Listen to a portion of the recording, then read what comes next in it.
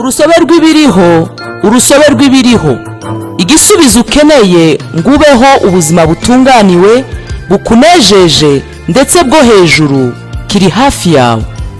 Kurikirana ikiganiro urusobe rw'ibiriho, umenye uko ubaho ubuzima bwawe bwagenwe n'Imana ngo bube ubw'ubwiza n'icyubahiro binyuze mu ijambo ry'Imana.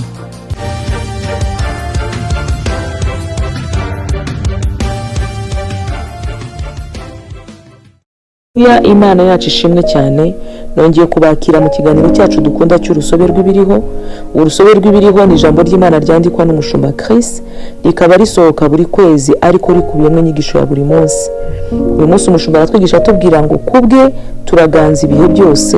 Turasoma Ngoma za kabiri ibice 14 umurongo wa 10. Haravuga hati maze Asa atakambira Uwiteka Imana yati, Uwiteka nta mutabazi utari wowe, uvuna abanyantege nke kubakomeye. Udutabare Uwiteka Mana yacu, kuko ari wowe twiringira, kandi duteye iki gitero mu izina ryawe. Uwiteka ni wowe Mana yacu, ntiwemere ko waneshwa n'umuntu. Haleluya. Hani muri Ngoma za kabiri ibice 14 umurongo wa 10. Hari inkuru itangaje y'intambara mu gihe cya Asa umwami w'Ubuyuda.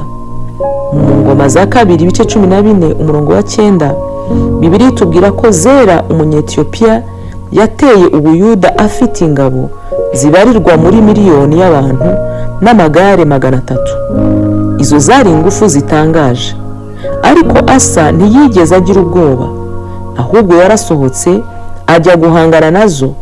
Atondeka ingabo ze mu mirongo yo kurwana mu kibaya cya Zefata i Maresha. Hanyuma Asa yakoze ikintu cyigisha, yatakambiye Uwiteka Imana ye ngo amufashe. Nubwo babarushaga ubwinshi, yari azi ko akeneye igitangaza kandi yari yiringiye Uwiteka. Yamenye ko umubare ntacyo uvuze ku Mana. Icyizere cye cyari mu izina ry'Uwiteka. Yaravuze ati, kandi duteye iki gitero mu izina ryawe. Uwiteka ni wowe Mana yacu, ntiwemere ko waneshwa n'umuntu. Mbega kwizera kurimo gushira amanga.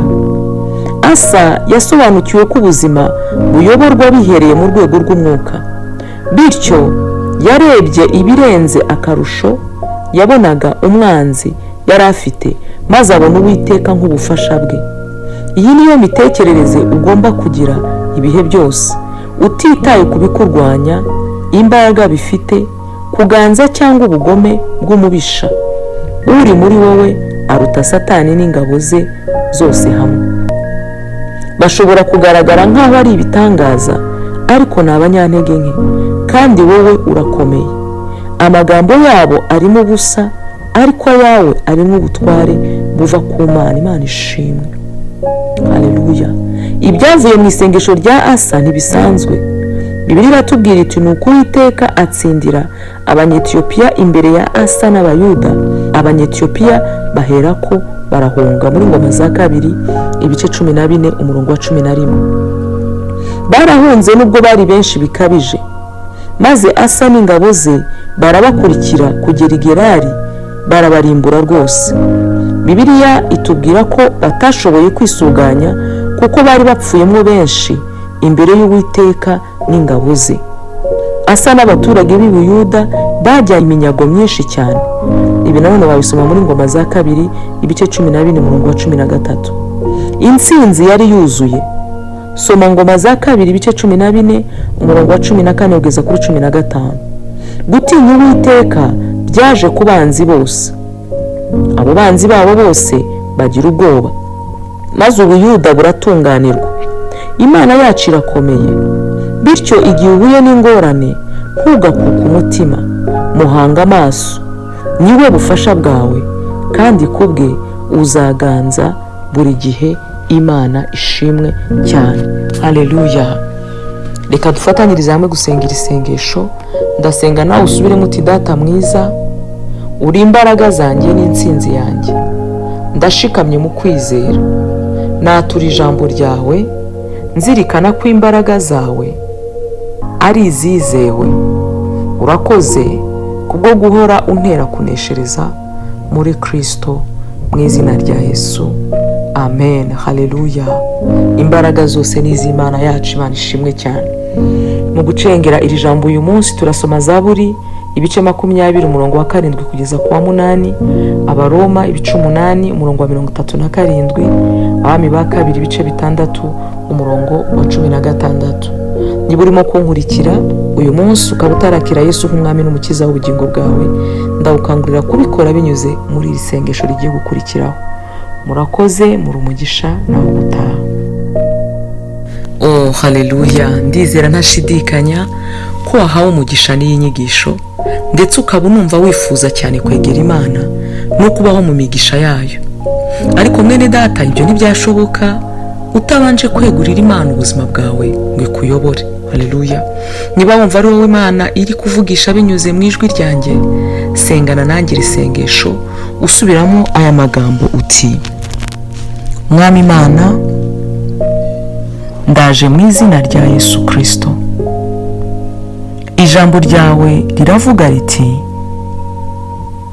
umuntu wese uzambaza izina ry'Uwiteka azakizwa. Mu Byakozwe n'Intumwa ibice 2 umurongo wa 21. Ndasaba Yesu ngo aze mu mutima wanjye, abe umwami w'ubuzima bwanjye. Nakiriye ubugingo buhoraho mu mwuka wanjye, kandi nk'uko Abaroma ibice 10 umurongo wa 9 havuga ngo niwatuza akanwa kawe yuko Yesu ari umwami, ukizera mu mutima wawe yuko Imana yamuzuye, uzakizwa.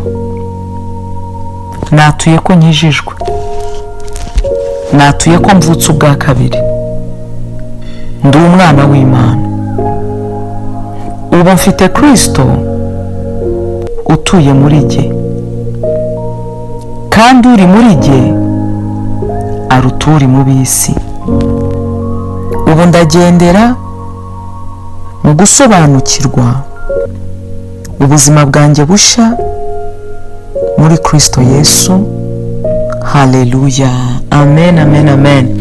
Nezerwa cyane mwene data, ubaye umwana w'Imana, kugira ngo wakire ibisobanuro birenzeho ku buryo wakura nk'umukristo, cyangwa niba wifuza gusengerwa by'umwihariko, mwahamagara kuri 07 9 4 000 91. Ndasubiramo 07 9 4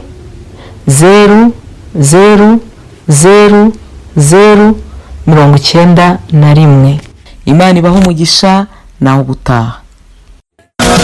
Sorry,